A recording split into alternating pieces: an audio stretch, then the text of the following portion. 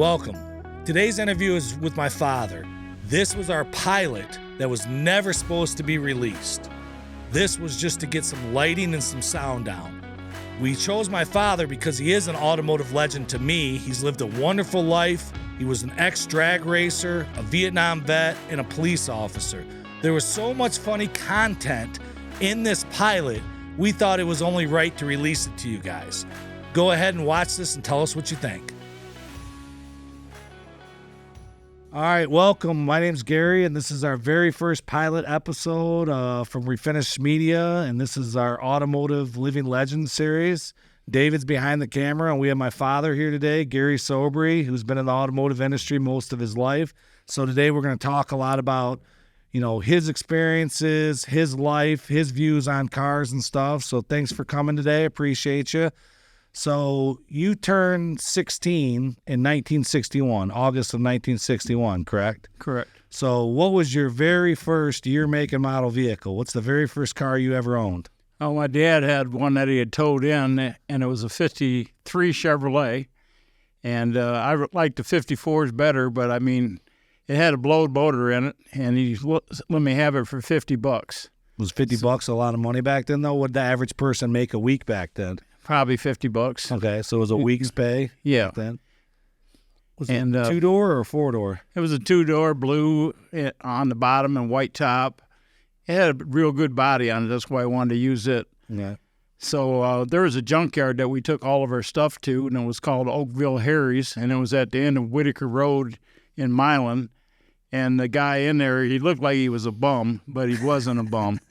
He was a Jewish guy, and his son was an ambassador for the United States. So, and he lived, even though he looked like he was a bum, he lived in Bloomfield Hills. Wow. He was pretty well-to-do. Very smart guy.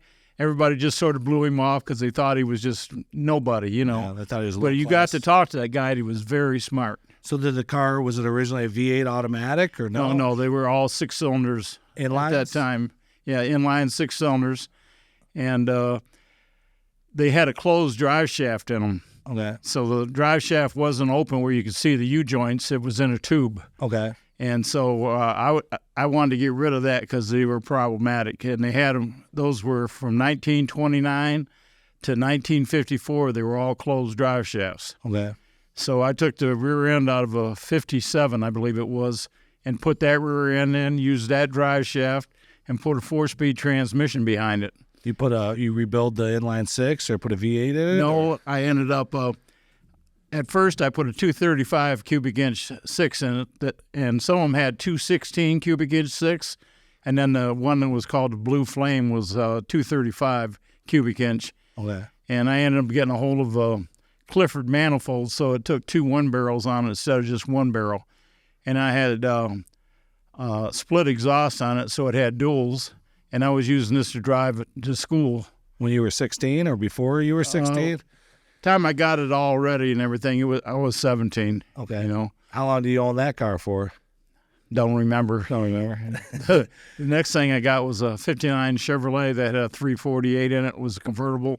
Had a huge dent in the side of it, and that's how we bought it that way, you know. And so we put another quarter panel on it, and I drove that for quite a while. Were you still in high school when you had that one? I think I might have been in my senior year. Okay. Part of my senior year. Okay. And I took the 4-barrel off and put 3 deuces on it, and I put a manual linkage, so all 3 4-barrels cut in at once. What does that do for the car? Gives it a little more horsepower. A little more responsive on the throttle as well? Okay. It was better at braking transmissions. Yeah.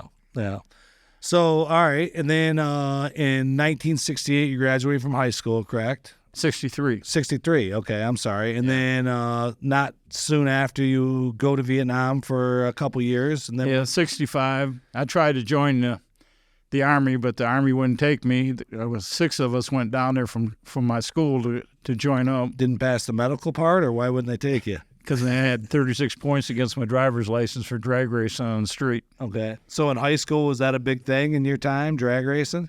Yeah. What was a fast car? Like, what kind of car was fast? Where, like, Obviously, the Mustang didn't come out to 64 and a half, and the Camaro didn't come out until 1967 in the Firebird.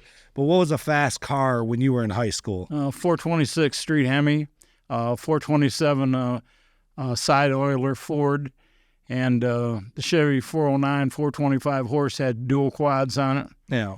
And all of them, guys ran them so hard they'd blow the motors up in them, transmissions, rip the rear ends out of them. Yeah. Were a lot of people getting killed when they were back then? No. Or not really? No. Okay. Because we always raced out on an expressway late at night. Yeah. And it's funny because a lot of the police officers would come into my dad's body shop, and we towed cars in, so they'd come over to investigate cars. And they'd say, hey, he says, you just barely beat that car the other night. And I said, what are you talking about? He said, out on the bypass. He said, we were in the medium. I said, what was you guys doing out there? He said, we were sleeping. So they would pretty much leave you guys alone as long as you weren't, causing too much hell? We raced a lot of times behind the Orange Lantern, which was on Michigan Avenue. It's not there anymore. It's got tore down on Little Run Drive, and it's about the same place where it was. But that was a bad place to race because there was a trailer park there, and guys were running with open headers. Okay. And people from the trailer park would start calling the police, and they'd come by and run us off. Okay, and that's in Ypsilanti, Michigan. Correct? Yep. Okay. The only bad thing about that spot is when you got to the end, there was a curve, and if you had a fast car, it was wild going around that curve at 100 and some miles an hour. Were you guys racing quarter mile back then, or not really? It was from this point to this point. How do you decide where you start? We just guessed, and on some places like on M14, we used to go out and race. Yeah. And we would be racing eastbound from about where Domino's Farms is now, and we'd get off at I believe that was Plymouth Road, which was about a mile, but we'd race right there. Okay. And there was no traffic out there at night either. Yeah. No trees, too, so you don't go off-road and hit there were some trees out there, but it was... Oh, at that time there was? Yeah, okay. But it was mostly brush. Okay. So it would slow you down if you blew a tire or something. I recently watched a video on, the fastest production cars made, and they did it, in 1968, 1969, 1970. And the one that stands out to me is they had the three fastest cars, production American cars made in 1969, which, we're talking a little bit earlier than 1969, is the fastest car was a Yanko 427 first-gen F-body, so a Camaro. And it was like a 13-something car, I don't remember if it was mid-13s, low 15s or whatever. And I remember thinking, wow, compared to cars in 2024, 13 seconds is not super fast. Right. Like the cars that you guys were racing, would you say that they were 13 seconds faster, slower, or right around that mark, or it's kind of hard to say? Some of the ones were 12-second cars. Wow, in the early to mid-60s? Yep. There was a guy out of Plymouth, and it was Bill Coon's Speed Shop, and he had a blue 55, I think, or maybe 57 Thunderbird, and it had one of those Ford overhead cam motors in it. Not too many had them. The only person that really made one really great was Connie Coletta. Okay. Because he had one in a dragster. Yeah. But this Bill Coons had one in a 55 Thunderbird. Was it an FE car or carbureted or? I don't know. I'd never seen under the hood on it. Okay. But he would bring it out. We'd race out on Prospect and Ford Road, and he'd bring it out in a trailer. Yeah. And they were racing for money, like $400 or $500 sometimes. Wow. So if you were only making $50 a week back then, $400 or $500 is a lot of money. Well, this was a little later. Okay. It was you probably by that time it was $100 a week. Okay. You know, still $400 or $500 a week. That's a month's pay or more. Yeah, that's a lot of money. Okay, so you go to Vietnam. You're there for a couple years, and then you come back. What's the first car that you buy when you get back to the States? Well, I had a '62 Corvette that I was letting my brother drive to school. Oh, so you had a car back here. Yeah, I kept it, and him and his buddy lost control of it and went in the ditch backwards and smashed it in the back. Yeah. And he had it almost all back together by the time I got back. So he didn't tell you when you were in the military? No. No. So it was in primer. Yeah. And that's what I drove for a while. And then I found out Sheriff Harvey had a uncle that sold trailers. It was called Will Run Trailer Sales. And he called me and said, hey, he says, I got a car that might be interest you. He said, I probably shouldn't tell you with your background, but he says he's got a Corvette 427 450 horsepower Wow. that he took in on trade on a trailer, and the motor's bad in it. Mm. He said, if you're interested, go see my uncle. So I went and seen his uncle, and I bought it. What year Vette was that? It was a 66 Corvette, Okay. and I went to Mark Chevrolet, and I bought a L88 motor, and I had to sign a piece of paper that it was for off-road racing only. They wouldn't sell it to me any other way. It had Mark Chevrolet. And the guy sort of laughed, when I was signing that. He said, I know you're going to race this thing. So what is the L88? What cubic inch, what horsepower roughly is that? Is that a small block, big block? It was a 427 cubic inch, and they claimed that it was, I think, 450 horse. Yeah. But in reality, I had it on a dyno in Taylor, and it put out 512 horsepower at the rear wheels. Wow. Wow. So they lied about it for insurance purposes. Yeah. I mean, it's probably not uncommon to lose 100 horsepower, through the drivetrain on something like that, Yeah, right? I yeah. mean, so if it's putting 500 horsepower to the rear wheels, I mean, that motor could be producing 600 horsepower or more. Yeah, it In could be. the Yeah. 1960s, Yeah. that's a lot. The 427 had a little bit shorter stroke than the 454, Okay. so it actually outran them Yeah. in the quarter mile most Okay. of the time. All right. And was that an auto or a stick or That was a 4-speed. that was a 4-speed manual car? Yeah. Okay. Had a 456 gear in it. Was it fun to drive? Was it fast? Was Oh, it? yeah. I took my dad for a ride in it the first time I got it, and he tried to jump out. He opened the door up. I ended up doing about 100. Yeah. So do you ever feel like when you were driving it, like you were going to die, or was it like that fast, like unsafe, or no? Or was it like, because I mean, a lot of modern cars now is like Scott had that Porsche, a turbo Porsche 911. Yeah. And, I was shocked that, he allowed me to drive it. And I'm driving it and we're going like US 2394. And I feel like I'm going like 60, 70 miles an hour, real refined, real low to the ground. And I look up and we're doing like 120 miles an hour. And I would have never felt that. I just suspect that driving an older car like that, when you were going 120, it felt like you were going 120. It's been so long, I wasn't really afraid of it. Yeah. The only thing I think I've ever been afraid of is some of these motorcycles I've had. Yeah. Some of those are so fast but I had them in later years in my 60s and 70s, Yeah. and I had a little more sense then probably. Yeah. And I knew if I didn't take it easy here, I'm going to get killed, Yeah. With a bike, especially when you got a bike that's 100 horsepower or more and it only weighs 400 or 500 pounds, the Yeah. power to weight ratio is a lot different than, let's say, a 4,000 pound car, Right. that's got 500-600 horsepower. So how long did you have the 66 Corvette, the 427 one? I think I kept it for about 3 years. Yeah. You drag raced it a lot on the street? Oh, yeah. How'd it do against the other cars in the Ypsilanti, Ann Arbor, Michigan area? The only time that it ever got beat was when the shifter got screwed up and it got locked up in between second and third. You ever raced any like Hemi cars or Yeah. or Shelby cars? I was or anything? racing a Hemi that night. Yeah. Okay. And I later on, I raced him again and I beat him. And he had just come back from Detroit Dragway, and he had turned in the 11s. Wow. And I beat him, you know. Yeah, wow, 11s is fast. Especially back then. But those Hemis were like 425 horsepower. Yeah. Yeah. So did you ever see any, like, was it mainly American cars you were racing? You ever see any, like, anything weird or even AC Cobras or anything like that on the street, or didn't really see them when you were a kid? Sheriff Harvey's son had a XKE, Okay. and he thought it was real fast, and I just blew him away. Yeah. Were those Jaguars even fast back then? Was it what? Those XKE Jaguars, is that what you mean, or no? Yeah, that's what it was, Okay. XKE Jaguar. Were they even really fast back then? I didn't think so. All right. It was like I think they were 6 cylinders with about 3 carburetors on them, Okay.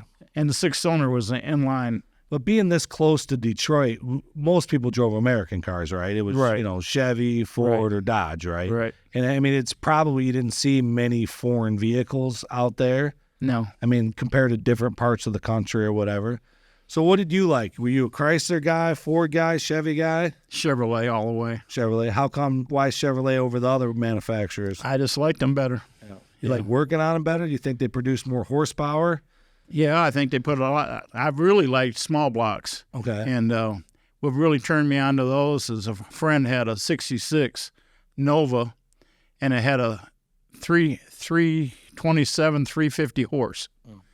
And that thing was so fast, it was just unbelievable. They ran A stock. Yeah. And they would outrun the Hemis. Wow. The Hemis ran A stock because they weighed more. Yeah. Less money, too. Yeah. A lot less money compared to a Hemi car.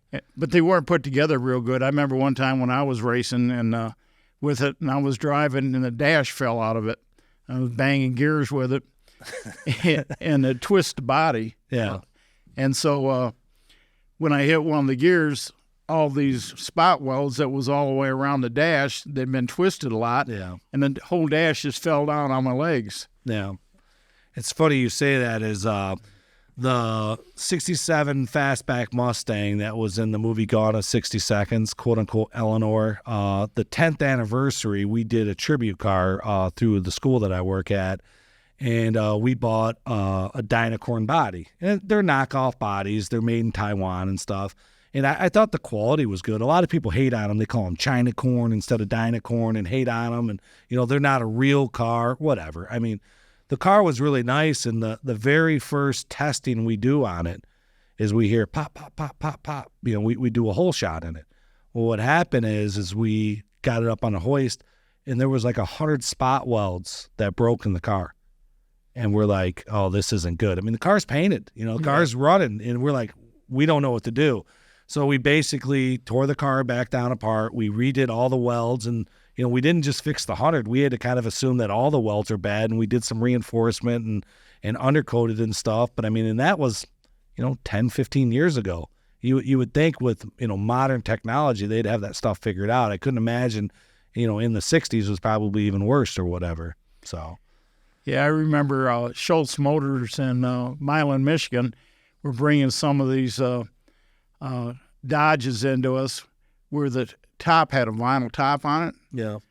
And they were coming loose because the spot weld machine on them hadn't secured the top down all the way. Oh. So we had to peel the top back on them, the vinyl, and re-weld it all the way around. Well, those cars probably weren't built for getting twisted like that. No, with hole shots, like, by a bunch of teenagers every weekend or whatever. But we did a lot of work for Sobbry Motors in Ypsilanti, and they had a couple of race cars that was pretty fast, and they would match race for money at drag strips. Yeah.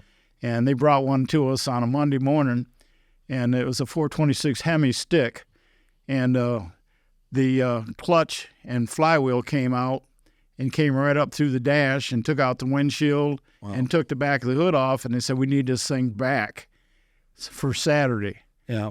We got another match race going. So we stopped everything else we was doing. We worked on that thing 24/7 till we got it done. And then they put the motor back in, and it even tore the motor up, tore the back of the motor off of it. So you were obviously street racing and stuff, but there was guys that were doing it professional at Detroit Dragway or whatever. Right. Like Connie Coletta, was he a big deal when you were younger? Yeah. Well, so like a lot of the younger people don't know who Connie Coletta is. What's your opinion of Connie Coletta? What did he do for the sport? What was he about? He had a flying service, so he had a lot of money coming in, especially during the Gulf Wars and stuff. And his favorite thing was drag racing. And, when he was in his 20s, he was drag racing. Yeah. And I'm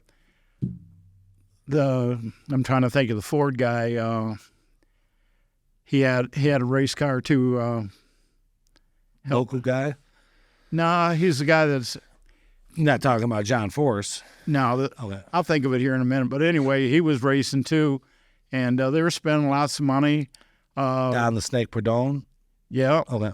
Doug Nash. Okay. He had a Bronco that had a small block in it. It's supposed to be a 289, but it was running in the 12s. Yeah. And there was an aluminum body on it. Yeah.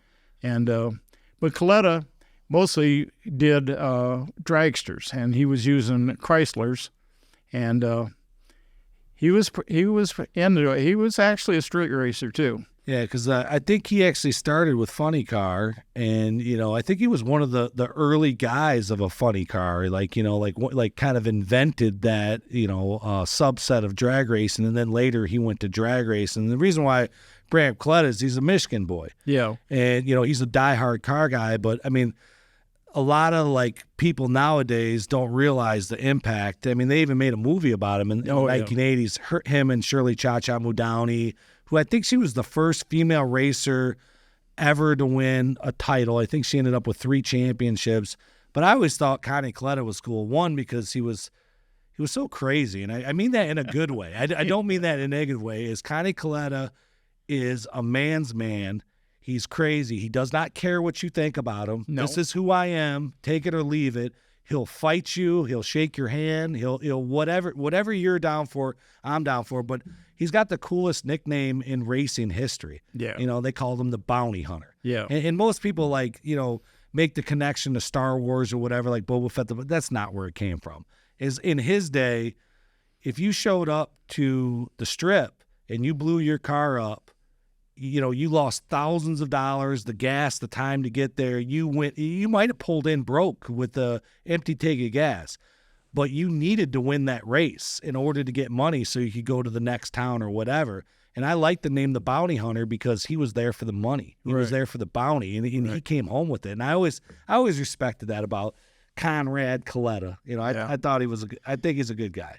I used to tow quite a few things for him, and every once in a while I get to meet one of the other dragster guys. Like he had Dick LaHaye out of Lansing, Michigan, working for him there for a while, and he had Ed McCullough working for him. I think he was out of California. Yeah. And he hired a lot of guys like that to come and work in his shop. Yeah. Legendary guys that you don't know who they are, but these are legendary guys who changed the industry. And they were always sending him stuff, and they said, here, try this out, try that out. Yeah. So one time I seen a set of Chevy small block heads there. And I said, what happened? What are those? And he said, the small block Chevy heads. He said, this company out of California sent them to me, wanted me to try them. He says, you like small block Chevys, don't you? And I said, yeah. He said, take them. I said, what? He said, take them. Yeah. And he just gave them to me. So in this area, obviously Connie Coletta wasn't the only one. Shirley Cha-Cha Moudowny now lives in this area. I think she was from like New Jersey, Pennsylvania originally, but she now lives in like the Belleville, Michigan area. But wasn't there other guys like, let's say, the Hemi Under Glass car or Sox and Martins? Don't they have Michigan ties or no? Or I'm not sure. Hemi Under Glass, I believe, was Bill Shrewsbury. Okay. And in his older life, when they took and redid that thing, he took Jay Leno for a ride at it and rolled it over. Yeah, I seen that on TV. Yeah, that was that was kind of. I mean, it happens. I mean, it was embarrassing, but that stuff does happen. Yeah. So at Detroit Dragway, who was some of the guys that you liked to watch, like the Michigan Madman or anybody like that? Who did you like Michigan Madman had a Corvette engine sitting sideways in a motorcycle, and then he had it on a stand, and he'd sit there and rev it up, and then when the light changed, somebody would push it off the stand, and it had a slick on it about that wide, and it was wild. I mean, it's a wonder that dude didn't get killed. Yeah, and I mean, the thing is he wasn't necessarily racing another car. He was taking up both lanes, and he would just zigzag. I mean, because it was so out of control. Just go back and forth. And I mean, what was he hitting? 200 miles an hour? I'm not sure. Yeah, it's funny nowadays is with all the technology we hear, oh, my Honda Civic does 100 miles an hour, or I went 150 down US 23. It's like, first of all, no, you didn't. Quit lying. Yeah. And second of all, you don't realize how fast does it go. Now they do 1,000 feet, but I mean, the quarter mile is 1320. Is to be sitting in a 1960s technology car at a standstill. And I mean, you may have the horsepower to get going, but how do you get it to hook up? How do you get it to stop? Right. How do you control that beast? There's so much going on. And then you got to have the guts to keep it all in line to go that 1,300 or even 1,000 feet by today's standards. It's amazing. In the early days, a lot of guys, myself included, didn't have the money to buy a positive traction rear end and stuff. Yeah. So what we would do is on the right-hand side in the back, we would put an extra couple leaves of springs on there, so it would when the body twists like that, it pushed down on that tire harder. Yeah. I figure you guys were taking apart the rear ends and welding everything up and just Welding up the spider gears in. I figured you guys Hard to turn with that like that, though. Yeah. Yeah. So going back to the small block Chevy, why not the big block Chevy? I mean, everyone always thinks bigger's Money. bigger's better. So it's just strictly money. Money. So, I mean, let's say you had, in 2024, if you had $10,000 or pre-COVID, because money right now is crazy, do you think that you could build a small block Chevy that would outperform, let's say, a big block Chevy, dollar for dollar, or tough, or? It'd be close. Yeah. The big block, cubic inches always rule, but with a smaller car, you don't need as much traction to get going and stuff. And big blocks just put way too much horsepower. So you believe in the old saying is there's no replacement for displacement? That's true. It's funny because a lot of people nowadays, they say, that's BS. But, I don't know. I mean, I guess it depends on what you believe in, what you're building. That's like I've had about 7 of those 54 Chevys. I always liked those. Yeah. And the first thing I always did was I took and got rid of the closed rear end, and I'd put an open drive shaft in it, usually with a 4-speed, and sometimes I had to run 3-speed, but the only problem with those 3-speeds is you'd rip out the first and reverse gear in them, and you had to take the trans all apart and put about a $36 part, and you'd have needle bearings everywhere, putting all this stuff back together. You could do it in about an hour or two. Yeah. But after I had that one with the 4-speed, I brought one back from California. It was black. And it made it all the way back to Lima, Ohio, and the engine blew up in it. And my brother hitchhiked back and got a tow truck and come back and picked me up. And, from Lima, Ohio, all the way back to Michigan? Yeah. How far is that? 120 miles, maybe. So my dad was all mad about it and everything, but oh well. Yeah. So we had a 67 Chevy pickup in there. It had been wrecked and it was totaled. So the insurance company was going to have somebody pick it up. And I said, what's it take to buy it? And I don't remember the figure, but it was wrecked really bad. It was rolled. And they sold it to me. And it had a 292 cubic inch 6 in it. And Chevy pickups was the only ones that had those that I know of. So I put that in that 54 Chevy. And I had dual exhaust on it with a split manifold. And I had 2 one-barrel carburetors on it. And I was mostly racing like 56, 57 Ford V8s, and it would whomp them. Yeah. And they just couldn't believe that car would. Were you guys messing with sleepers and stuff? Explain to everybody like what a sleeper is. It's a car. A sleeper is a car that looks like Grandma's car. Yeah. And it's got a big motor in it. And your Camaro was originally a sleeper. I took and put a 406 small block in it. And had a real wild cam in it, rear end. And it would probably turn, I'm guessing, high 12s, 13 second. On street tires. Yeah. And so I had a guy with a Porsche wanted to race me. He said, I heard that's fast, and his dad owned Rampy Chevrolet. And I said, it's okay. He said, I got this Porsche here. It's got an Alcoa aluminum V6 in it with twin turbos. And he said, I just know it'd stomp you. I said, well, let's try it.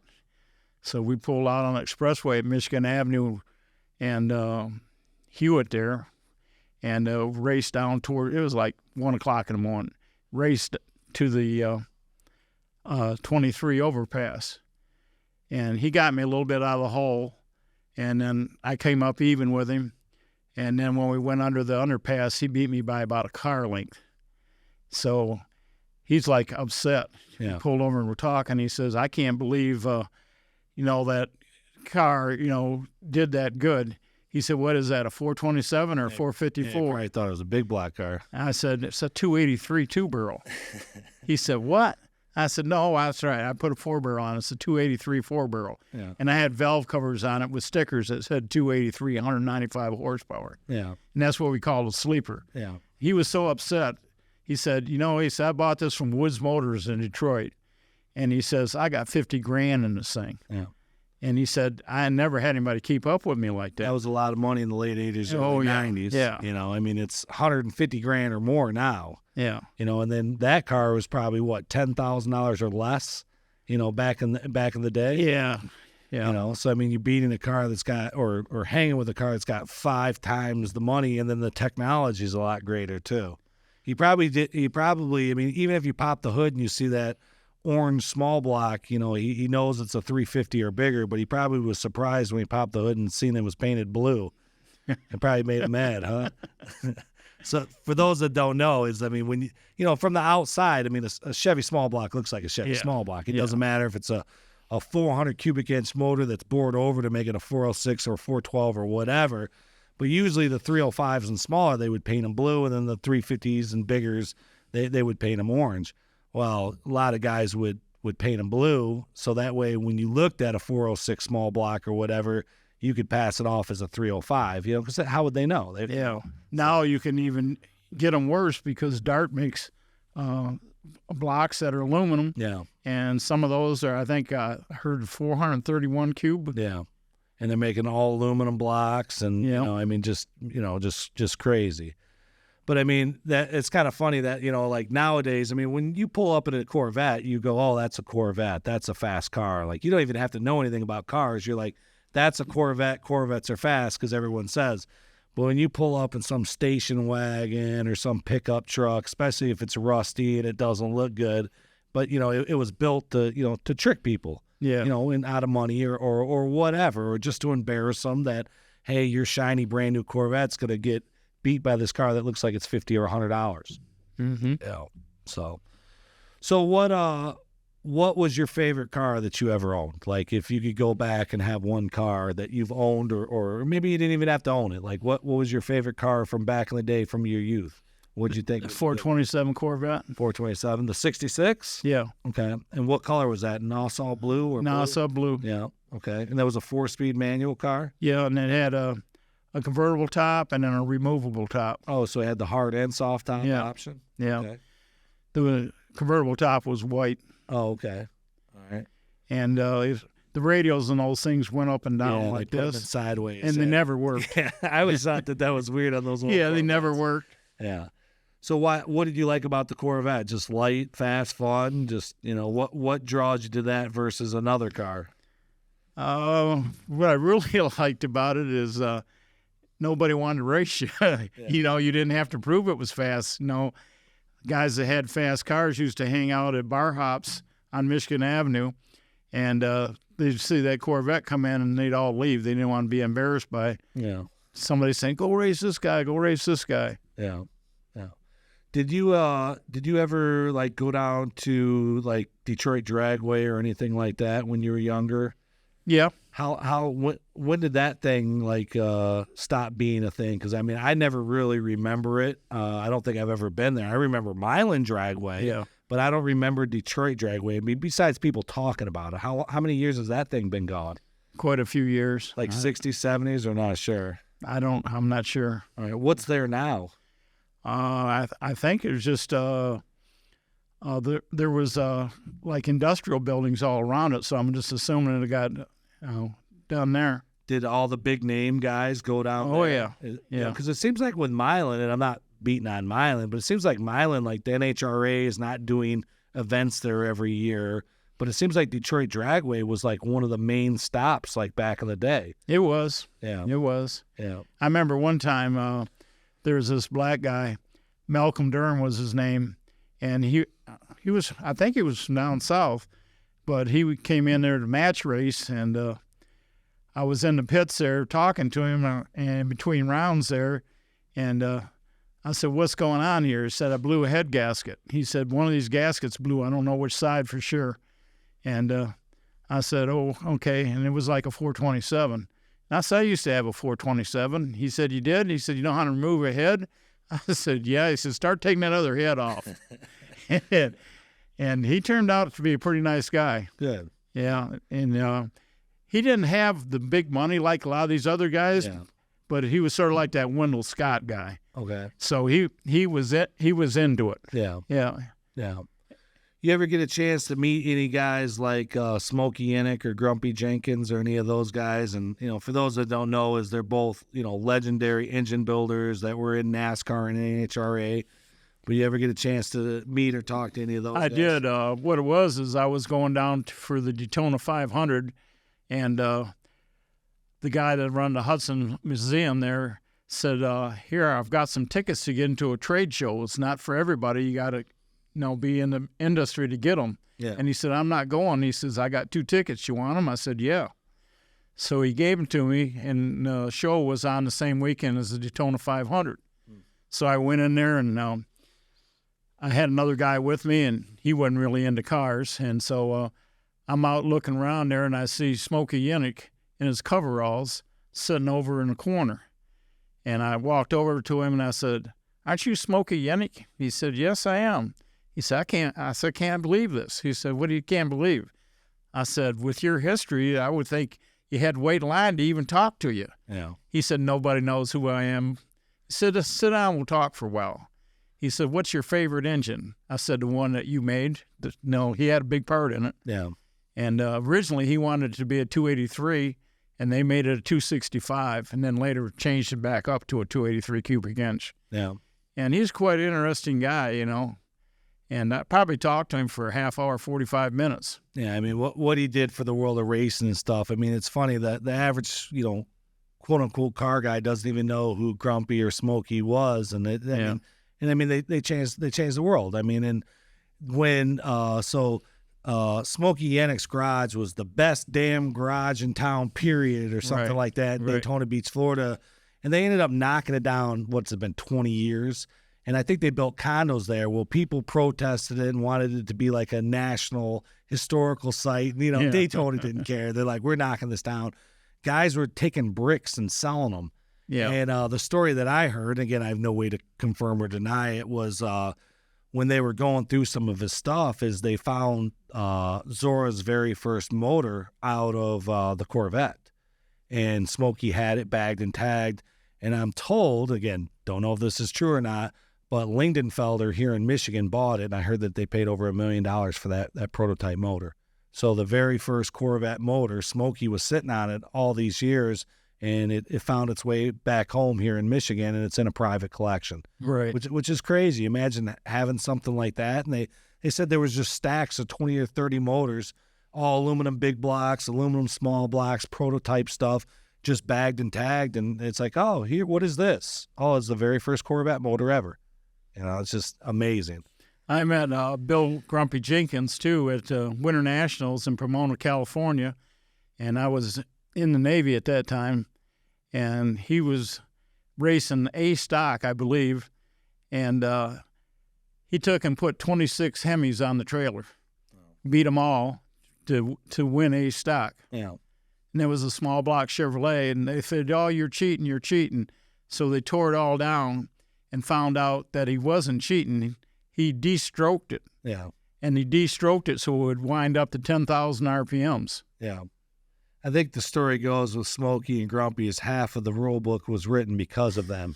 Like they knew the rule book so much. Yeah. They were so ahead of it. Like I can't remember which guy it was. Is they tore down one of his cars, and it was an inspection, and they couldn't find like how that they were cheating or whatever, and they had the gas tank out of it, and they were like so mad, and they're like, okay, get out of here, and he fired the car up and drove away, and the gas tank's still sitting there.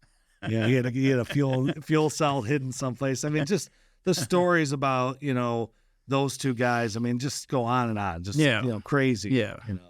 So I remember a lot of guys. They would take and check you out to make sure if it wasn't overboard. Yeah. So on stock cars, you were allowed to bore them 60 over. Small block Chevys, you could bore them 125 over before you hit the water jackets. Yeah. So some of these, they'd always check number one cylinder to make sure it was right. So they would leave that cylinder at 60 over. Yeah. And all the other ones were 125 over. And they didn't catch on to that for a long time. Yeah. So when you were drag racing on the street, you ever lose a car, wreck a car, drag racing? Or No. Ever the guy you racing next to ever lose control or anything like that? No, I had a friend wreck and messed himself up pretty good, too. Got a lot of scars in his face. Yeah. But they were out racing on Getty's Road by the Wayne County line, and the road was narrow. Yeah. And that's why I wouldn't race there. And car went sideways when he hit, like, second gear and lost it, went down the ditch, hit a tree, and his face went through the windshield. Oh. How old was he when that happened? Was he a teenager or early 20s? He was probably in his 30s. Oh, he's 30 still? Yeah, I remember it was a red 64 Chevy Impala. Oh, okay. Out racing 64 Impalas? That's like a lowrider car nowadays. Yeah. We call that the rapper special. That's what everybody wants. They weren't that bad of cars. I mean, besides like the 409 ones or whatever, everyone, was it the Beach Boys song or whatever? Yeah, I mean, that car wasn't even that cool, the 409, but everyone swears it was like the fastest car ever made, and just because of the Beach Boys song. Well, 348s, 409s, they were called W motors. Yeah. And they made one they called a Z11 427 that was based on that same design. And there weren't too many of those. And basically, they were truck motors. Yeah. And I knew one guy, he's a real rich guy, and I went to his house one day, and he's got a Z11 in his front room of his house. Yeah. And he goes, "You know a lot about cars. You know what that is?" I said, "Yeah, that's a Z11 Chevrolet." I said, "They didn't make that many of them." And I said, "The front fenders are tin, the hood's tin, and they got plastic bucket seats in them." He goes, "How'd you know that?" I said, "Because I used to live this stuff, you know." Yeah. Yeah, it's funny because like I always liked 64 Impalas, and we came across a 409. It was not an SS car, but it was a convertible. And I remember, just going off like what everybody says, just the BS that everyone always says is how bad to the bone the 409s were. And I drove this car from maybe like Chicago, Illinois. I was like an hour south of Chicago, Illinois, all the way up to Ann Arbor, and it was a dog. It was a nice car. I liked it. Well, some of them were 340 horse too. Yeah, this 409, maybe I shouldn't say it was a dog. It was totally like everyone's like, "What do you think? What do you think?" And I'm like, my little small black Camaro would whoop this thing. And they're like, I'm not saying it would beat it. My Camaro would whoop this thing. This thing is slow. I feel like I'm driving my Jeep Wrangler right now, which I refer to Jeep Wranglers as the world's slowest vehicles. But that's what I felt like in that 409. And I got a lot of flack from that. Yeah. I'm just telling you, maybe the Beach Boys song wasn't telling us the truth. I think what it is, a lot of people don't really know what a fast car is. Yeah. No, I agree 100%. Like, there is a difference between being quick and being fast. I've had people tell me their Honda Civics or their minivans, or you should drive it. You'd be surprised how fast it is. And I'm like, when I had that 66 Corvette, I was at a party in Ann Arbor, and it was on Plymouth Road, and it was about where Deal's Auto Parts was, and it was called The Hill. Yeah.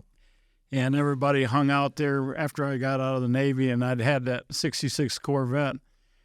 And this guy comes over and introduces himself to me, and he goes, "Are you Gary Sobbry?" I said, "Yeah." He said, "Some of the people from Ypsi says that you know everybody." I said, "I wouldn't say that." He said, "Well, I'm hoping you do." I said, "Why is that?" He said, "I'm Bob Seger," and he says, "I'm playing at the Pen Room on Jackson Ave." I said, "The Pen Room?" He said, "Yeah, it's a bowling alley." And he said, "I got a gig there, and I'm playing there." And he said, "Do you think you could get some of your friends to come by, and see me play tomorrow night?" I said, "Yeah, I get some guys to come by." And later on, some guys, they ran out of beer, and they wanted me to go get some beer because I wasn't drinking. Yeah. And I said, "I don't know." I said, "The only place you can get it at Clint's Club on Ann Street." And it says a black bar. And I said, "Well, it's after 2:30. How are you going to get it?" He said, "He'll sell it to you." I said, "I don't know where it's at." So Bob Seger says, "I'll go with you." So he hops in my Corvette, and I'm being a fool driving like a maniac. Yeah. And he's hanging on to that dash, about ready to rip that thing you hang on to. Yeah. And he goes, "Man, this thing's fast." He said, "Don't kill us." I said, "I don't want to kill us." Yeah. And I think about that sometimes, that, if I would have wrecked that car, I would have took out somebody that, was a great musical person. Yeah, for those who don't know, Bob Seger is a legendary artist. He's actually from Ann Arbor, Michigan. we always tell people that he went to Pioneer High School, but back then it was Ann Arbor High. They didn't have a Huron High. So, after they made a Huron High, Ann Arbor High School was called Pioneer. But he graduated there, and he's, big time recording artist. If you don't know who he is, I guarantee you've heard his music or whatever before. But, he's from our area. And I was watching a thing on YouTube, and it was on Bob Seger's car. Yeah. And one of the cars he's got is a 427-66 Corvette. You probably, that's a hard night to, to forget. Right. Especially if you actually think you're going to die. Like, it's one thing to drive a car and drive it fast. It's a whole other thing to be riding in the passenger seat. I never liked riding with people. No. Especially if you don't know the person or you don't trust the person or whatever. Like, if the guy driving is a professional driver, that's one thing, and you know their ability. To me, it doesn't really make that big of a difference. I don't want to be in shotgun, for anybody. Right. But that's just me. I know later in life, Sheriff Minnie came to see me, wanted me to become a deputy and help him with the auto theft program. And I said, I don't think I'd be into that. He said, we got a lot of fast cars. He said, I know you like to drive it, like an idiot. And I said, okay, I'll do it. So I got to drive a lot of Hemi cars, and they had a lot of 440 Dodge and Plymouths. And then Chrysler Proving Ground gave them a 360 Volare that they had hopped up, and they sold it to Washtenaw County for $1. And they wanted it for a chase car. So later on, all these stop and goes were being robbed like crazy.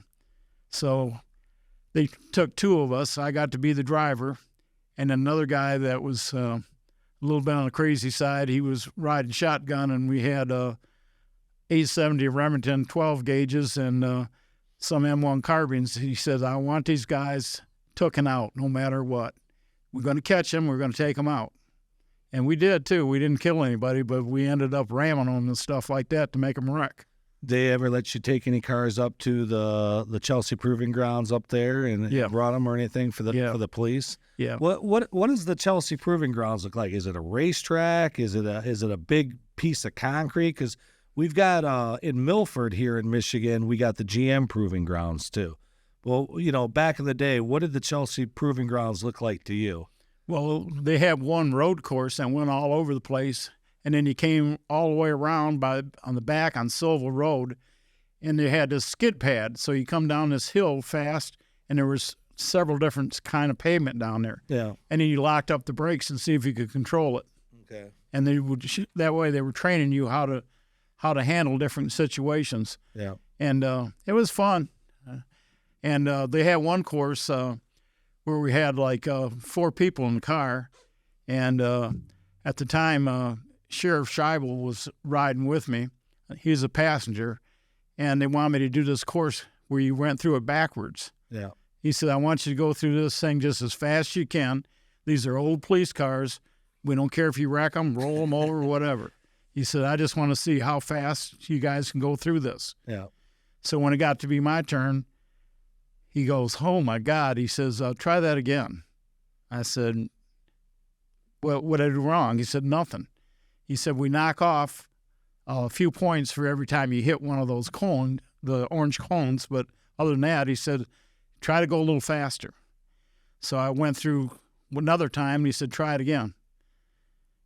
I tried it again, and he goes, I guess that's it. I said, well, how come I had to go three times?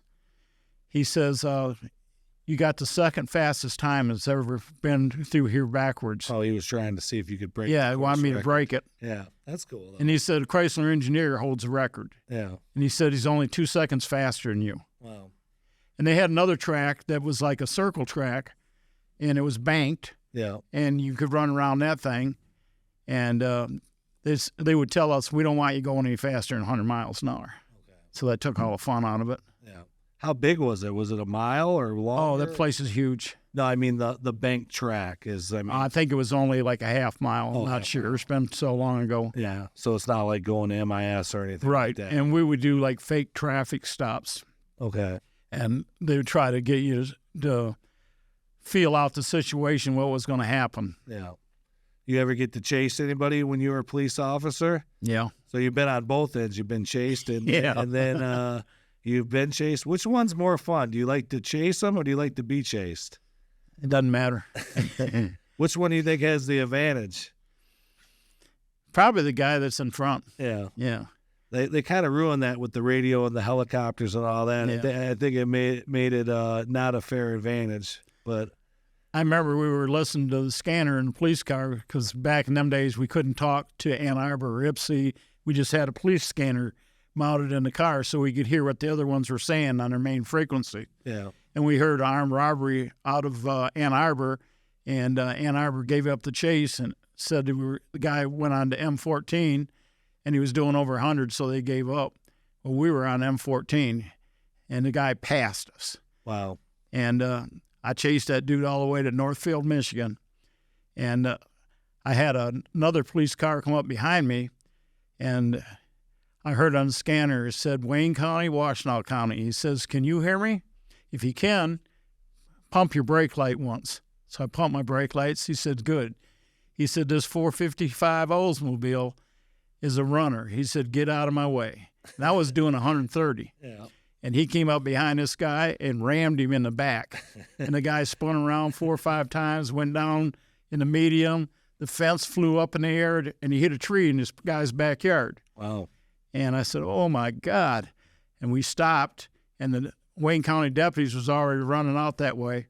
And this big Wayne County deputy goes up to the car, and he grabs this guy, and he's all goofy out there because he hit the tree. Yeah. And he don't know if he's injured or not. Yeah. He goes, "I told you, SOB, I'd catch you one day, didn't I? I got you now." And he starts pounding him in the So face. he knew who he was. He Yeah. obviously had a history. He said, "This but- guy's been pulling armed robberies for a long time, and we got him now." Yeah. And this whole man and woman come out in the backyard and said, "What's going on here?" He said, "Shut up and get back in the house." Yeah. He's lucky he made it to a crash. You know, Oh, so- yeah. you know, I thought to myself, my God, he's going to kill this guy. yeah.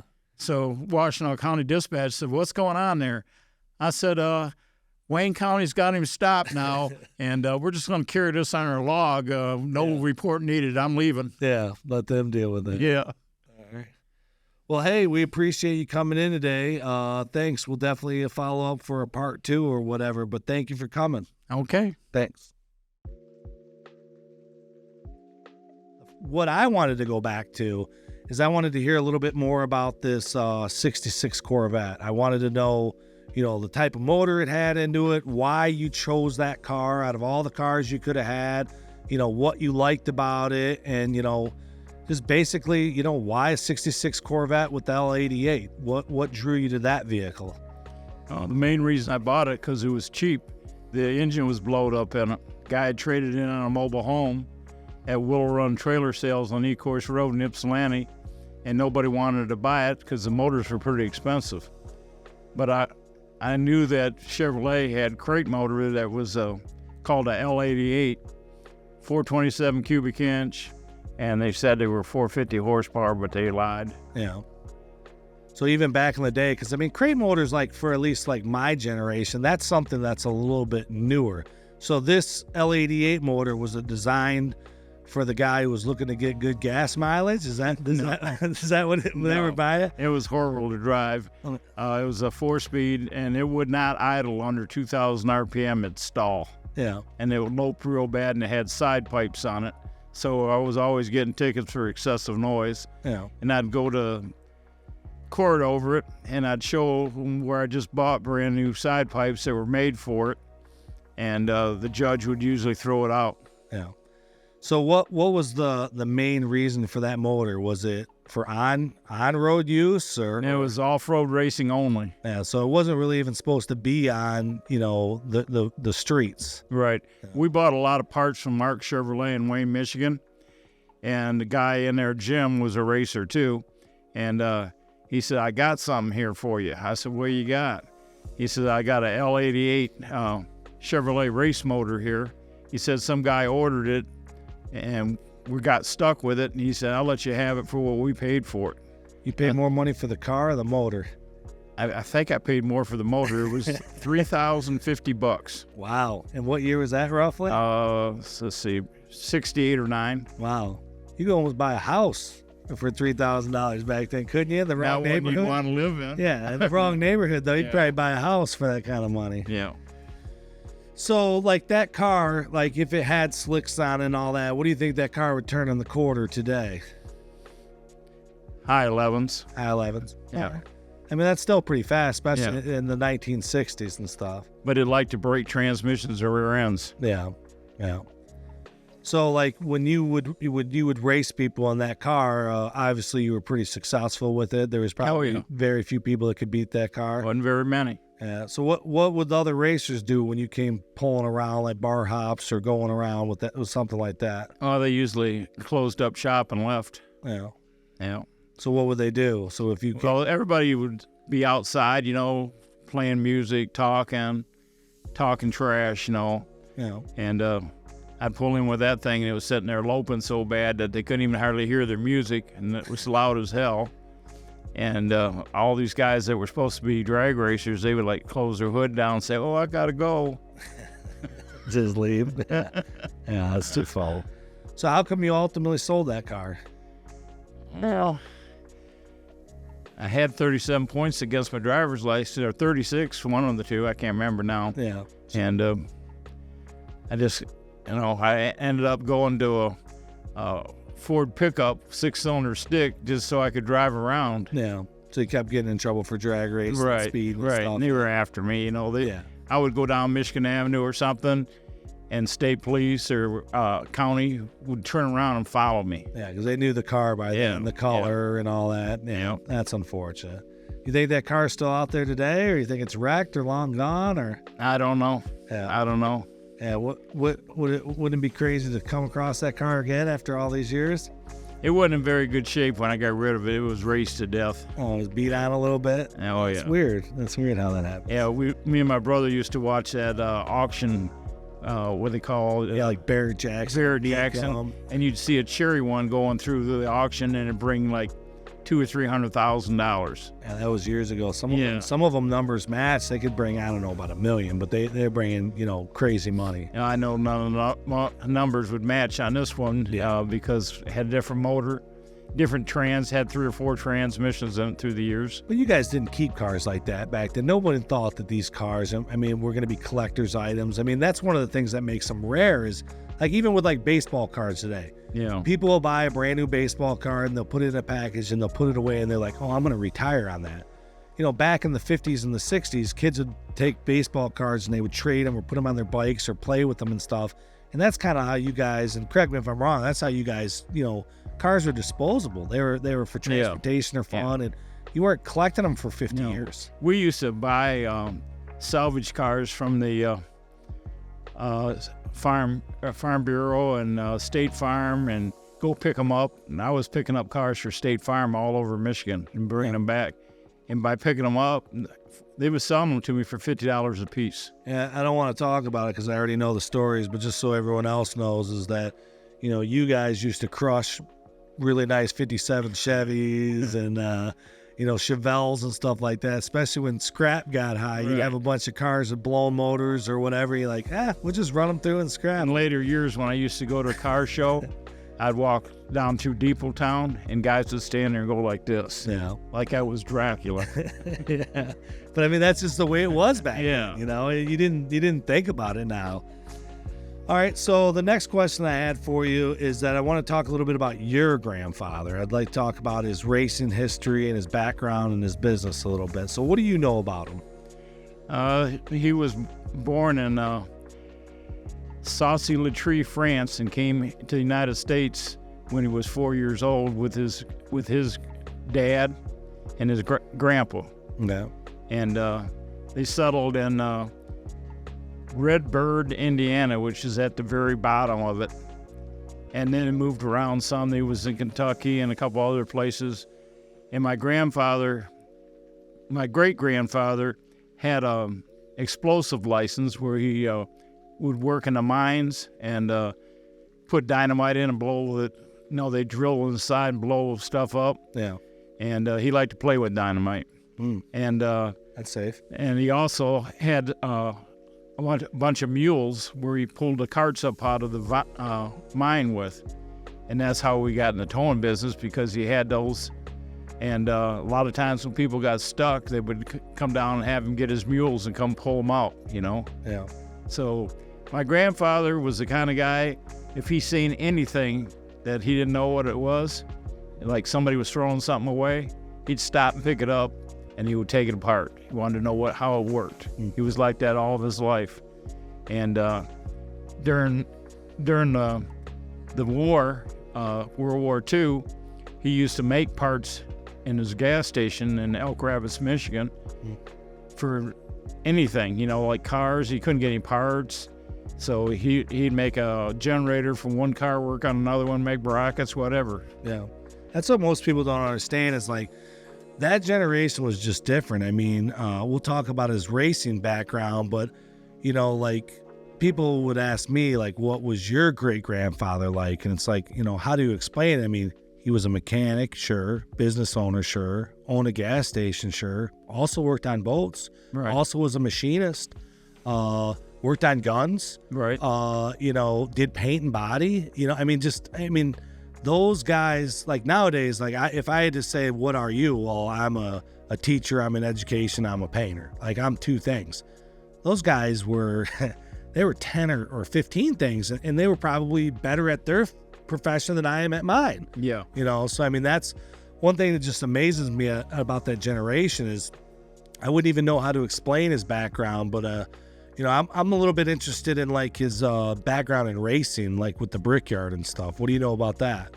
He was mechanic for a guy that won Indy 500. Well, Wilbur Shaw, I think he won it twice. Okay. And one year he even raced against Wilbur Shaw. Okay. And I can't remember the years, but we got some pictures. Yeah. And that's all he cared about was racing. You know, he really liked that. Yeah. And he would do anything. You know, he would make speed boats. You know, guys would buy. He was a Century boat dealer in Elk Rapids, and these guys would always want to make their boats faster and stuff. Yeah. And they were called 6 cylinders. And they were like gray Marines. And he would do things to make them faster for him. Yeah, for people who don't know who Elk Rapids is a small town. It's south of Traverse City. Your great-grandfather left the Chicago area and went up there, and he started our family business in January of 1937. So for almost 100 years, you know, we've been in the automotive industry. But what was he doing down in Chicago before, or what, you know, before he came to Michigan? What was he doing down in Chicago before that? Well, he was working at Chicago streetcar company, and him and some friends were putting race cars together, and his picture was on the front page of the Chicago Tribune, I think it was called. Okay. And he was the first man to do over 100 miles an hour on this dirt track. And so next day at work, he's at work, and this guy comes up to him and says, are you the guy I seen your picture on the Chicago Tribune? And he goes, yeah. So what's your name? He said, Frank Henry Sobbry. And he goes, my boss wants you to come work for him. And he said, your boss? He said, you know, there's depression going on. And he said, I got kids. I can't leave this job. And he said, we know how much you make, and we'll pay you 3 times that amount of money. And he said, you can come work for us today. He said, well, I got to give these guys least a notice. So this gangster points up at the guy up there that's his foreman. He said, I already talked to your foreman. He said, you can leave today. No problem. So he ended up working for Al Capone. And they actually became pretty good friends. And some of my relatives used to even be over at Al Capone's house having spaghetti dinners with him, you know? Yeah. And it's funny because, like, you know, obviously Al Capone, you know, he's got a big following in the world of, like, you know, gangsters or the Chicago Mafia or whatever. He's obviously the biggest name. But, like, you know, one of the famous things that Al Capone always said was the cops are the biggest crooks. And I know that's what your great-grandfather or your grandfather used to always say, is he would always defend Al Capone being it was the nicest guy and that the cops are the crooks. You know? Yeah. And he said, Al Capone set up food kitchens to feed the people. But he said he had an alternative motive. So that way, by feeding them, they wouldn't tell where his stills were or anything about him. Yeah. He said the cops were so bad, he said that they would take and get you in an alley if they knew you had any money and beat your ass and take your money. Yeah. Yeah, I know he was, Capone was big into cars too. He liked the Cadillacs and the Hudsons and stuff like that. And I know he had a big role in building a lot of his cars because A, he wanted them bulletproof, but B, by adding all that extra weight and stuff, he wanted to decrease the speed so that they could actually have a chance to get away if a bad guy was trying to kill him or a cop or whatever. My grandfather switched him over to Packards. Packards. Okay. Yeah, he thought they were the best car at that time. All right. Yeah, I knew that he was in the Hudsons and Cadillacs and stuff. I forgot about the Packards one. Yeah, Packards. I can never say the company name that they own together. I always say it's Dietrich's Auto. I don't know if I'm... Dorchester Garage. Yeah, right, Dorchester Garage. I still have the business card from it, and this is like probably the 1920s maybe. But it's funny because after Capone, went up for tax evasion and went to Alcatraz, is that he ultimately just packed up and just went to Grand Rapids, and he finished his life out in Michigan, and that's Elk Rapids. Elk Rapids. What did I say? Grand Rapids. Sorry, I meant Elk Rapids. So that's a crazy connection.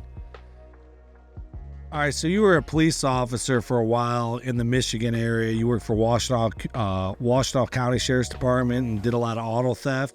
You ever have any crazy high-speed chases or anything like that involving automobiles? No, yeah. We raced another police car one night. We was at Campfire Restaurant down in Milan, Michigan. It was open all 24/7. So we stopped there and get something to eat, and some troopers came in and they were eating. And state police and the sheriff department never really liked each other. They wanted to be the top dog all the time, and they didn't even share information back and forth very much. Yeah. So they were bragging about, hey, we got a new 454 Chevy and it's badass. And I said, not as bad as our Chrysler out here with that 440 in it. And they said, well, we'll have to try it sometime. I said, okay. So after we got through eating, we were leaving the same time and they were following us out to 23, and we started going northbound, and they started to pass us, and I just kept going faster and faster, and we were up to about 130. That's what those cars would do, and they were certified speedometers, and them troopers were next to us. All of a sudden, we heard a bang, and they fell off, and my partner said, we need to back up and see what's going on with them. So we backed up about a quarter of a mile where they were backwards on the expressway. It's like real late at night or early morning. And I think all the oil pumped up out of the pan up into the top of the engine, and it starved on oil and blew it up. So they blew up a brand new police car. New car. It was probably a week old, man. Okay. Yeah. It wasn't broke in. If it had been broke in, and they took it back and said, oh, we don't know. It just blew up. Yeah. Yeah. What other kind of high-speed chases or whatever did you guys have? The state trooper was out at the shop looking at a wrecked car, and he was telling me a story about Friday night before that they had got in a high-speed chase out on 94, and said they chased this car all over hell. And the only reason they caught him, it was so fast, was because he ran out of gas. Oh. And they blew up a couple police cars trying to catch him. And so I went down to the state police post and looked at it, checked it out. And I know it was a 60 Chevy Biscayne. It was just looked like some piece of junk. And it had a 427 Chevy in it with a huge 4-barrel on it and 4-speed. And I couldn't believe how fast they said it was. So probably about a month later, they auctioned it off because this guy was going to jail, and they just confiscated the car. And they started the auction on that particular car, and he says, who give $300 for it? I said, I give $1,500 for it. And everybody looked at me like I was crazy. And I just bought it. Yeah. And the reason it ended up being so fast, I took and pulled the rear end out and checked it. It was a 336 gear in it. Wow. So it was built for top end. Yeah, it was a top end car. Yeah. And had a lot of fun with that car. Yeah. It has speedometer. It went to 120, and then there was a gap at the bottom of the speedometer where it came around, and it would hit a peg where it started from. Yeah. And I could make it go all the way around and come back up and peg on the back side of that. Wow. We had a car once when I had my body shop there in Ypsilanti, and I don't want to mention the guy's name because his family's still in the area, but he was a young kid, and his dad owned a successful business in the Saline area, and he bought him a fourth generation SS Z28 Camaro. It was all black, and it had nitrous in it, and the car was built. It was a nice car, fast car, and I knew the kid was in the drag racing a lot. And the story that I heard, I wasn't there, I fixed the car later in life, is he was out on 94, 23, one of the two. I think he was 94 heading towards Detroit, and he was drag racing, and the cops got behind him, and they couldn't catch him, so they called the helicopter out on him. And usually when the helicopter comes out, you're gone, you know. He outran the helicopter, and they lost him at like 150 miles an hour, which is crazy. He ended up blowing a tire, like not at 150, he probably would have died. But the rubber whipped the whole passenger side of the car, but they already got the plates. And they already knew who the kid was because, you know, he'd been in some trouble drag racing. And the dad was extremely wealthy and got him a good lawyer and went through a bunch of stuff. The kid still went to prison. And he was in there for a couple years. And the kid, when I knew him, you know, he was 18, 19 when he did this, and then he comes out, he's in his early 20s. He wasn't even the same kid. Like, you know, I mean, whatever happened to him in prison, like, changed him. But he came down with his dad, and they wanted the car completely repainted, and we repainted the car and stuff, and, you know, and I remember thinking, like, wow, you're going to, you know, put this car back on the road? You know what he's going to do with it, but, you know, I mean, it had weld rims on it and all that stuff, and I never heard the kid get into any trouble after that, but I always wondered what happened to that kid in that car, you know, but it's just funny how he outran. Very few people can say they outran the helicopter. Yeah, 2 years in prison, that's a long time. Yeah, I mean, unfortunately, I know a couple guys that spent a couple years in prison for drag. I mean, like, people don't realize that there's a difference between jail and prison. I mean, Going to jail is one thing for drag racing. Going to prison is something else. So I always felt a little bit sorry for that kid. I know a little bit of what that's like. I spent 3 years in the Navy, and there's no way you're jumping off an aircraft carrier and going anywhere. Yeah. All right, so your father was big into cars too. He owned his own business, towing business and all that. But he would also sometimes, as men did in those days, is they would, you know, run their own business, do their own thing, but they would go help out friends or other businesses. Maybe they were doing it because they were nice. Maybe they were doing it because they needed the extra money.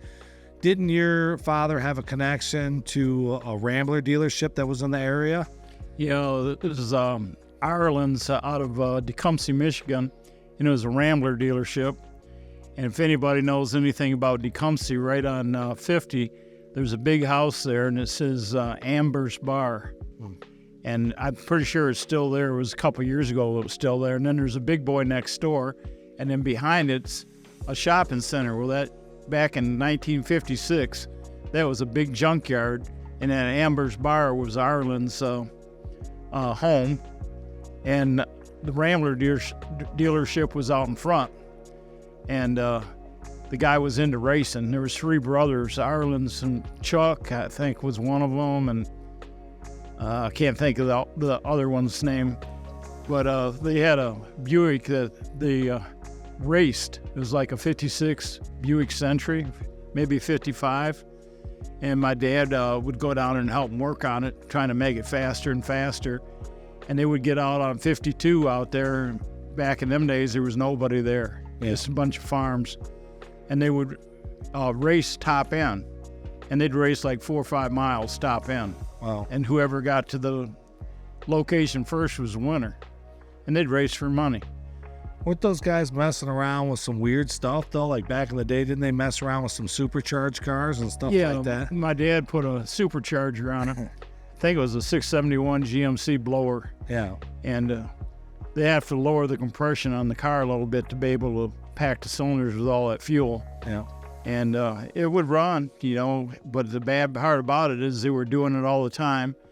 and they kept new tires on it, and I think they were called Double Eagles, the tires. And just happened one of those blew one night, and he hit a tree, and it killed 2 of the brothers. Wow. And after that, my dad didn't want to take and do that kind of racing anymore. He didn't want to be a part of it. Yeah, he was obviously friends with those guys. Yeah, they were good friends. Yeah. You don't have any idea how fast they were going when it blew, or no, or who knows? People say, I know they were doing over 150, but I don't. Yeah, who knows? It's hard to say back then. All right. And they were well-liked people down there in Tecumseh. In fact, there's still a lot of Irelands down there. Yeah, I've heard the name. I don't know the family, but I've heard the name. I've heard nothing good about the family. I seen one of them at the auto auction in Detroit, and he was living in Texas, and he was a dealer from Texas, came up to buy some cars. And I had bought a couple extra cars, and I said, hey, by any chance, I said, you got an extra dealer plate I can borrow till we get back to Ypsi? He said, I got some dealer plates you can have. And they had paper ones down there in Texas, so he just wrote me out some and signed on the bottom. He said, you can use them. It's a good cut point. You like that one or no? Yeah, see one of those lights not doesn't make. Oh, I mean, we still have the Jim and Pam where he did the 100-mile-an-hour burnout, which is a pretty good story. Yep. So you were out in the Navy, right? But what town was that in? San Diego? I was in San Diego, but the racetrack was up towards L.A., Orange County International Raceway. Okay. All right, I'll lead you into that. So we'll talk. The big thing is about, nobody really cares about Jungle Pam, but whatever. You can say Jungle Pam. Jungle Jim. Yeah. What was his last name? Lieberman, or how do you pronounce it? Yeah. And then, the whole story about hitchhiking up there. And the big one is how he would do the burnout, which he was one of the original guys that did the burnout, but they do the 100-mile-an-hour backwards burnout. Yeah. That's what people care about. You ready, David? All right, I'm in no hurry. I just don't want to go before you're ready.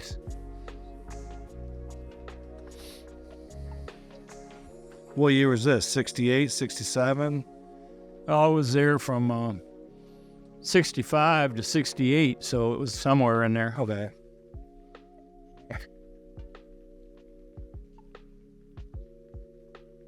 that All right, so when you were in the Navy from 65 to 68, sometimes your aircraft carrier would come out to California and it would dock up in San Diego. You ever go to any of the drag strips out like on the West Coast, like California, like Orange County, or any of those? Every weekend I could get away, I would do it.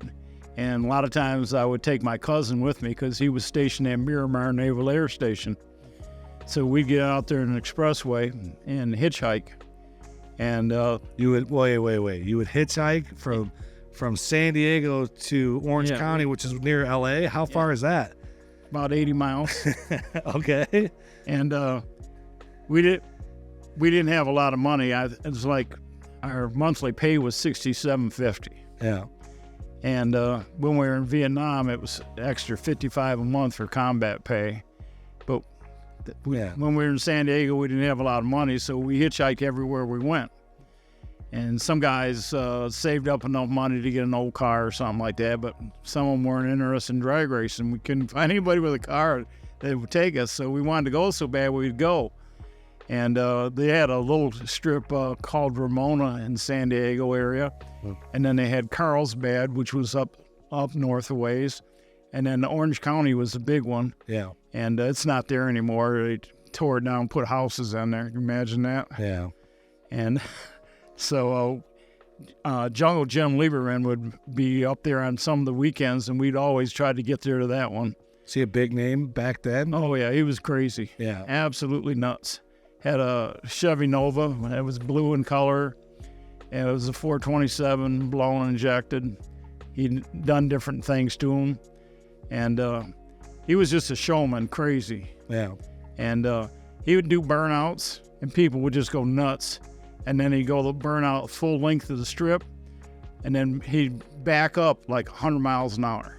And do a burnout backwards, going 100 miles an hour? Oh, when he first took off, it was burning, but time he got back, he slowed down. Yeah. But in the mid-track on the way back, this is only a quarter-mile track, he's doing 100 miles an hour. Yeah. And people was going nuts. Yeah. So there was Jungle Jim, and then what was the girl's name? Pam. Yeah, Jungle Pam. Yeah. Yeah. Yeah. They were definitely showmen. They were definitely a Oh, yeah. She's still alive. Yeah. He's not though, right? No, he had this Corvette. He lived in Pennsylvania, and he would drive like an idiot all the time.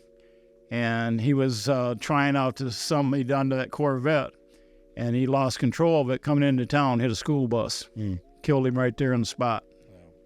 Didn't kill anybody on the bus, but I mean, he shouldn't have been doing that, you know. And another thing about him, people told me about this, but it said that he blowed the engine up in it one time, and he was in California, and it was on a Sunday, and none of the places was open so he could buy an engine. So he took and stole an engine right out of a car on the lot at a Chevrolet dealer, and then put a note on the windshield, send the bill to Jungle Jim Lieberman, such and such an address. It's funny, that story. You know, who knows if this story is true or not, but that's the story that we've always heard from Junior Johnson down in Daytona, is that he blew up a car during time trials, and they stole an engine block out of a brand new truck, and really they were just cannibalizing it for the block. And they left a note on it, and then they rebuilt it in the hotel room, and had 6-8 guys rebuilding it, and come to find out that the truck was owned by General Motors. It was one of their VIPs, so he got lucky, and they didn't care about it. I mean, I don't know if it's true or not, but it's a story that I've heard 100 times, and knowing Junior Johnson, that wouldn't surprise me. Yeah. And he was a crazy. I mean that respectfully, but he was definitely a crazy person. I remember a couple times at Detroit Dragway, where they announced over the loudspeaker, so-and-so blew up his 427 Chevrolet. Is there anybody in the parking lot that has a 427 Chevrolet who would like to sell it right now? He said it'd be worth your money to sell it to us. Yeah. And they probably just wanted the block. Right? They'd put the whole motor in it. Okay. Wow, you made it to the end of the video. Thank you so much. If you like what we're doing here, go ahead and click a like. You can follow us. In the future, we're going to release more videos, all on automotive content, so look for us in the future. Thanks for watching.